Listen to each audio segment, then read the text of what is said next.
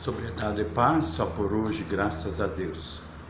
Então, neste final de semana, onde nós estamos vivenciando o segundo passo da nossa caminhada pastoral da sobriedade, onde vivenciamos no programa de Vida Nova o segundo passo, confiar. É muito importante dentro da dependência e da codependência, essa confiança em nós mesmos, confiança em Deus e confiança naqueles que têm o mesmo pensamento e caminham conosco. Mas eu quero falar um pouco hoje, nesse pequeno vídeo, talvez da nossa codependência. Como eu vivi a codependência desde da mais tenra idade da minha vida, e como nós da Pastoral da Sobriedade trabalhamos com dependentes químicos e codependentes, que na verdade são os familiares que têm a incumbência de conviver com o dependente químico. Mas a codependência, ela não se instala só dentro da Pastoral da Sobriedade. E eu quero falar um pouquinho também que muitas pessoas têm uma certa aversão à Pastoral da Sobriedade, porque eu não bebo, não uso droga, eu não fumo, enfim, tantas outras coisas. Mas a codependência, ela se instala dentro das nossas casas com muita facilidade. Exemplo, a codependência de uma esposa que se dedica ao trabalho doméstico, trabalha fora, no afazeres comerciais fora da casa, ela atribui todos os afazeres ao seu marido. Se ele se ausenta, ela não sabe mais o que fazer, pois ele que faz as compras, ele que abastece o carro, ele que manuseia todo o dinheiro, ele que tem a senha do banco, enfim, ele que resolve tudo. Qualquer coisa que precisa, ela precisa recorrer a ele, que é o tutor e que é o dependente, no caso, que ela precisa para viver, né? E vice-versa, também se encaixa em homens que trabalham fora e eles outorgam tudo à sua esposa ou a um filho, alguma pessoa que assume toda a vida dele. Então ele se tornou um codependente. Se esta pessoa faltar, ele não sabe qual é o rumo a tomar. Não sabe senha, não sabe aonde paga as contas, não sabe quanto recebe, não sabe onde está o dinheiro, não sabe ir no supermercado, enfim. Se torna uma pessoa que fica perdida no vácuo no mundo. Mas a codependência pior que existe, porque ela gera uma doença terrível, a codependência química, quando um familiar precisa conviver com um filho, uma filha, uma esposa, um marido, que se tornou um dependente.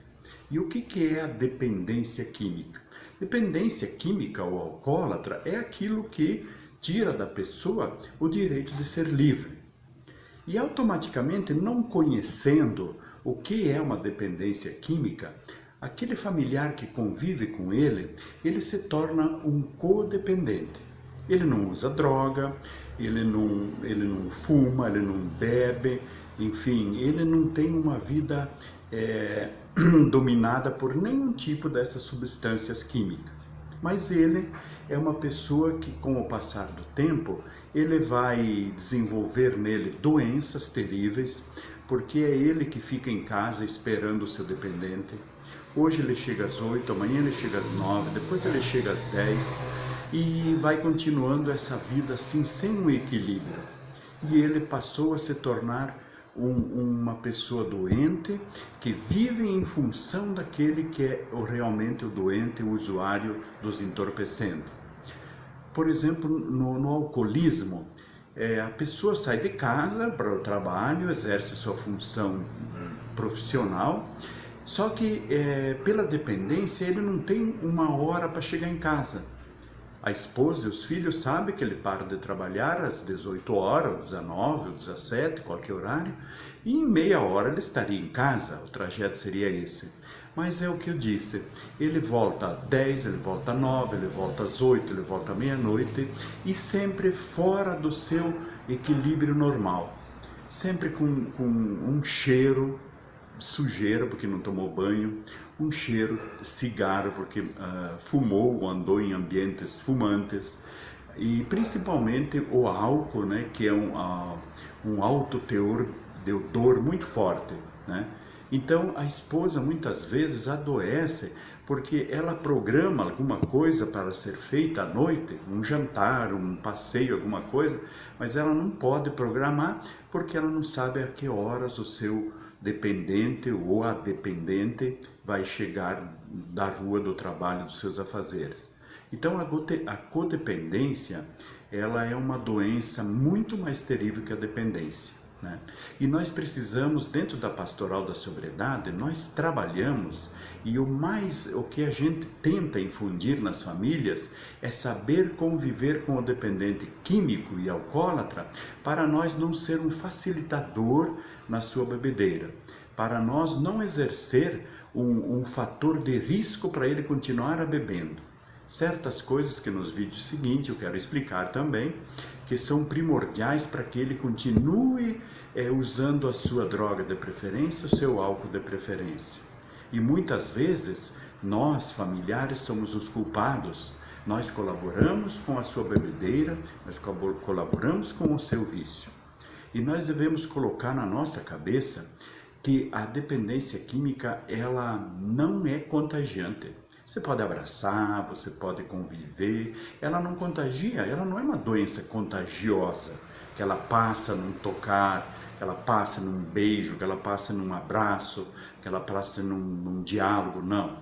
Só que a dependência, ela é contagiante, altamente contagiante.